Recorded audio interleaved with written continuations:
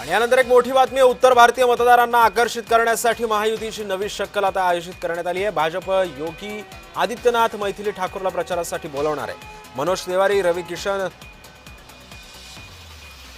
निरुहुआई प्रचारासाठी मुंबईमध्ये येणार आहेत। त्यामुळे उत्तर भारतीयांची संख्या अधिक असलेल्या वॉर्डमध्ये सुद्धा प्रचार करणार असल्याचं बोललं जात आहे। उत्तर भारतीय मतदारांना आकर्षित करण्यासाठी आता भाजपने नवी रणनीती आखलेली आहे। भाजपच्या उत्तर प्रदेशचे मुख्यमंत्री योगी आदित्यनाथ, त्यानंतर मैथिली ठाकूर प्रचारासाठी त्यांना बोलावण्यात येणार आहे। मनोज तिवारी, रवी किशन, निरुहुआई यांना सुद्धा प्रचारासाठी मुंबईत बोलावण्यात येणार आहे। उत्तर भारतीयांची संख्या अधिक असलेल्या वॉर्डमध्ये सुद्धा प्रचार केला जाणार आहे।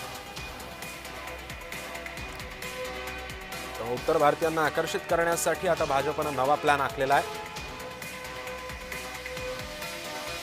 मुख्यमंत्री योगी आदित्यनाथ, मनोज तिवारी, रवी किशन, मैथिली ठाकूर यांसारख्या अनेक मातब्बर लोकांना प्रचारासाठी बोलावण्यात येणार आहे। जिथे जिथे ज्या मतदारसंघामध्ये उत्तर भारतीयांचा टक्का जास्त आहे त्या मतदारांना आकर्षित करण्यासाठी आता भाजपने ही नवी शक्कल लावली।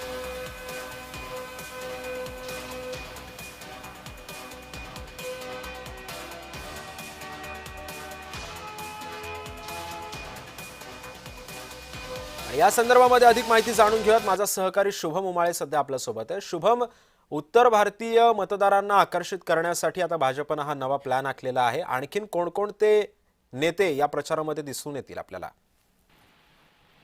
विदेश कर पाहायला गेलं तर निवडणुका घोषित झालेल्या आहेत आणि याच्यामध्ये तर नवीन प्लॅन आणि स्ट्रॅटेजी आहेत ते कुठेतरी आता भारतीय जनता पक्ष आणि महायुती समोर आणताना दिसून येत आहे।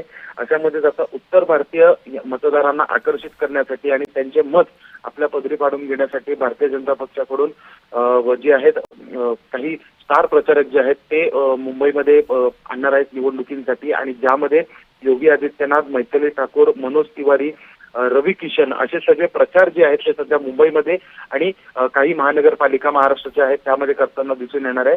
इतकंच नव्हे तर शिवसेनेकडून देखील अभिनेता गोविंद हा देखील मैदानात उतरणार आहे, सभेमध्ये जाणार आहे, रॅलीमध्ये जाणार आहे। महायुती कुठेतरी आता उत्तर भारतीय मतदारांना आकर्षित करण्यासाठी जे आहे नवीन प्लॅन जो आहे तो आखताना दिसून येत आहे। सिद्धेश, नक्कीच धन्यवाद शुभम, तू दिलेल्या अधिक माहितीबद्दल।